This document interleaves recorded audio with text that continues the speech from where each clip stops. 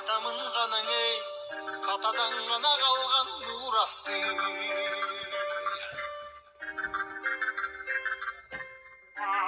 Жаңырып заман ей, жаңымын баба салтын улантты.